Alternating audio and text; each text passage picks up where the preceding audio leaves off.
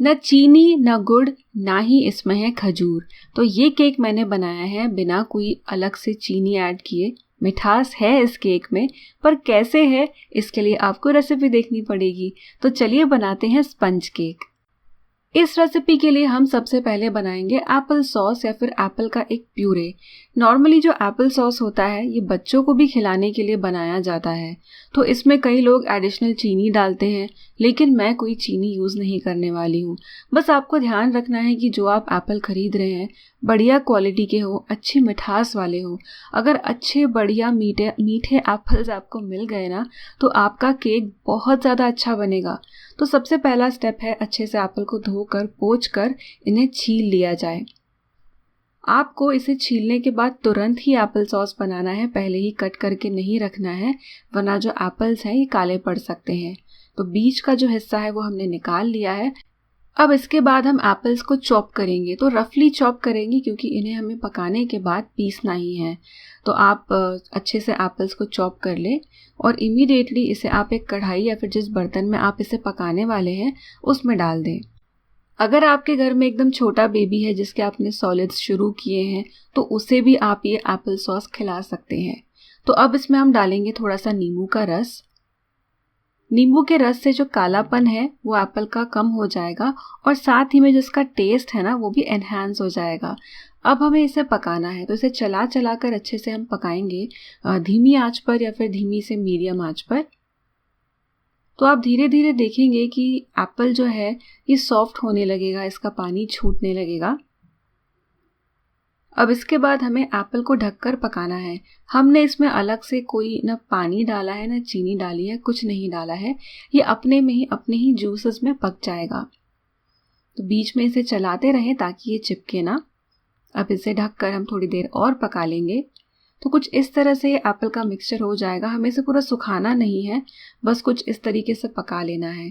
अब इसके बाद इस एप्पल के मिक्सचर को आपको अच्छे से ठंडा होने देना है। तो ठंडा करना ज़्यादा इम्पॉर्टेंट है क्योंकि जो हमारे नॉर्मल मिक्सर्स होते हैं ये गर्म चीज़ों के लिए नहीं बने होते हैं। तो देखिए ये एप्पल का प्यूरे यहाँ पर अच्छे से पानी रिलीज़ कर चुका है, जो कि हमारे केक के हाइड्रेशन में हेल्प करेगा। अब इसे पीसने के लिए मैं मेरा Agaro Regal personal blender use कर रही हूँ और ये जो मिक्सचर है पूरी तरह से ठंडा भी हो गया है। तो इसे डालेंगे ब्लेंडर के जार में। यहाँ पर भी पूरा अच्छे से आप अपनी कढ़ाई में से निकाल कर ये मिक्सचर डालें। कोई पानी या कुछ नहीं इसमें अलग से हमें मिलाना है। इसे हम पीस लेंगे। अब यहाँ पर मैंने पैन में डाला है नमक, एक स्टैंड रखा है और इसे हम मीडियम फ्लेम पर 10 मिनट ढककर प्रीहीट करने के लिए रख देंगे। केक का मिश्रण बना लेते हैं। यहाँ पर मैंने एकदम बारीक वाली सूजी ली है, तो इस रेसिपी में हम सूजी यूज़ कर रहे हैं। इसमें डालेंगे 1 टीस्पून बेकिंग पाउडर और 1/4 टीस्पून बेकिंग सोडा। अब सूजी, बेकिंग पाउडर और सोडा, इन तीनों चीज़ों को हमें पहले अच्छे से मिला लेना है। ऐसा करने से हमारे केक के बैटर में ये सभी चीज़ें सही से मिलेंगी और अच्छा हमारा बैटर बन जाएगा। अब एक बोल में डालेंगे 1/4 कप घी। घी अगर ज़्यादा जम गया है तो हल्का सा आप पिघलाकर यूज़ करें, वरना आप ऐसे ही यूज़ कर सकते हैं। इसमें हम डालेंगे वनीला एसेंस। तो वनीला एसेंस से केक का फ्लेवर ज़्यादा अच्छा आएगा। और ये जो एप्पल प्यूरे हमने बनाया था इसका 1 1/4 कप एप्पल प्यूरे हमें इसमें डालना है। मैंने जो एप्पल सॉस बनाया वो लगभग 1 1/4 कप ही बन गया। आप चाहें तो ज़्यादा एप्पल सॉस भी बना सकते हैं, ताकि बच गया तो आप किसी और चीज़ के लिए यूज़ कर लें। इसमें आटा गूंद के आप बढ़िया से पराठे भी बना सकते हैं। दोनों चीज़ों को अच्छे से मिलाने के बाद हम डालेंगे सूजी वाला मिक्सचर और इसे भी हम फेंट लेंगे। तो हमें तब तक फेंटना है जब तक हमें एक स्मूथ मिक्सचर ना मिल जाए। एक बार आपका जो ये बैटर है स्मूथ हो गया तो आपको फिर और इसे फेंटने की ज़रूरत नहीं है। तो बिल्कुल भी गुठलियाँ यानी लम्प्स नहीं इसमें रहने चाहिए। तो थोड़ा सा आप इसे फेंट लें बस। इसके बाद एक ले स्पैचुला और अच्छे से कम 10 बार इसे ऐसे फोल्ड करें। तो यहाँ पर अलग से दूध डालने की भी ज़रूरत नहीं पड़ी इस केक में। अब यहाँ पर मैंने लिया है 6 इंच का केक मोल्ड जिसका बेस निकल आता है। उसमें पेपर लगाया है, साइड से मैंने थोड़ा सा तेल लगा लिया है। इस मोल्ड का बेस निकल आता है तो कहीं जो मैंने बेकिंग के लिए स्टैंड रखा है उससे ये उठ ना जाए और बैटर लीक ना हो जाए, इसलिए मैंने प्लेट रखी है। अगर आप नॉर्मल मोल्ड यूज़ करें तो आपको प्लेट रखने की भी ज़रूरत नहीं है। बैटर को अच्छे से हम फैला देंगे।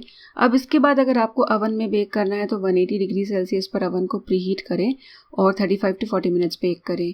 मैं बिना अवन के बेक कर रही हूँ तो 10 मिनट तो मैंने मीडियम पर इसे प्रीहीट कर लिया। अब मीडियम फ्लेम पर ही सबसे पहले 10 मिनट इसे हम पकाएंगे, फिर फ्लेम को लो करके 30 to 35 मिनट्स या फिर जब तक केक पक जाए हम इसे बेक करेंगे। तो 30 to 35 मिनट्स कम से कम, और जो पहले के 10 यानी 40 से 45 मिनट तो बिल्कुल भी आपको ढक्कन खोलकर देखना नहीं है। अब फ़िलहाल केक गर्म है, इसे मैं मोल्ड से निकाल रही हूँ ताकि ये जल्दी ठंडा हो जाए। साइड से कितना बढ़िया कलर आया है, क्योंकि ये नो ओवन है तो ऊपर कलर नहीं आ पाया, ओवन में ऊपर भी बढ़िया कलर आ जाएगा। अब हल्की सी मिठास के लिए यहाँ पर ऊपर मैं शहद लगा रही हूँ। आप चाहें तो इस स्टेप को स्किप भी कर सकते हैं, लेकिन थोड़ा सा शहद अगर आप केक के ऊपर ब्रश करेंगे तो बहुत ज़्यादा मिठास बढ़ेगी भी नहीं और एक स्वीट टच इसमें ऐड हो जाएगा। और क्योंकि एक पतली लेयर हमें चाहिए, मैं सिलिकॉन ब्रश यूज़ कर रही हूँ। चम्मच से लगाएंगे तो हो सकता है कि ज़्यादा शहद लग जाए। अब हल्का सा ऊपर से मैं कोको पाउडर डस्ट कर रही हूँ, तो एक छलनी में मैंने कोको पाउडर डाला है और चम्मच से टैप कर रही हूँ तो एक पतली सी लेयर कोको पाउडर के ऊपर आ जाएगी। ये एप्पल जो केक है ना, ये सिनेमन के साथ बहुत अच्छा जाता है, यानी दालचीनी।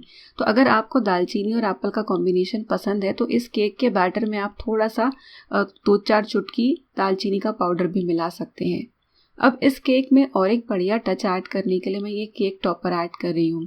तो इस तरह से आप अपने घर पर बिना चीनी का केक बना सकते हैं, जिस पे आप ऊपर से ऐसे शहद लगा सकते हैं।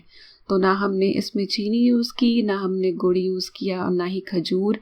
हमने इस केक में मिल्क तक यूज़ नहीं किया है, तो हम इस केक को पूरी तरह से वीगन केक भी कह सकते हैं। तो आप भी इस केक को ट्राई करके देखना। वैसे हम जब घर में कोई भी चॉकलेट या वनीला केक बनाते हैं जिसमें चीनी ऑलरेडी होती है, फिर भी हम बहुत बार ऊपर से कैरमल सॉस की टॉपिंग डालते हैं, चॉकलेट सिरप की टॉपिंग डालते हैं। आप अगर ये केक बनाएंगे जो काफ़ी कम है मिठास में, तो इसके ऊपर आप चॉकलेट सिरप या फिर कैरमल सॉस भी डाल सकते हैं। इस तरह से आप इन सॉसेस की मिठास को भी एंजॉय कर पाएंगे, और क्योंकि केक ज़्यादा मीठा नहीं है तो आपको ऐसा नहीं लगेगा कि आप बहुत ज़्यादा कुछ मीठा खा रहे हैं। ये देखिए कितना बढ़िया टेक्सचर आया है। ये केक बहुत ज़्यादा मॉइस्ट बना है, सूजी से बहुत अच्छा टेक्सचर आया है और बिल्कुल भी ड्राइनेस नहीं है इस केक में। यानी आपको खाते खाते ऐसा नहीं लगेगा कि आप कुछ सूखा खा रहे हैं, ठीक से निगल नहीं पा रहे हैं। देखिए काफ़ी स्पंजी भी है। मैं तोड़ कर भी इसे दिखाती हूँ। मिलते हैं अब अगले वीडियो में, तब तक आप करें इस रेसिपी को ट्राई एंड एंजॉय।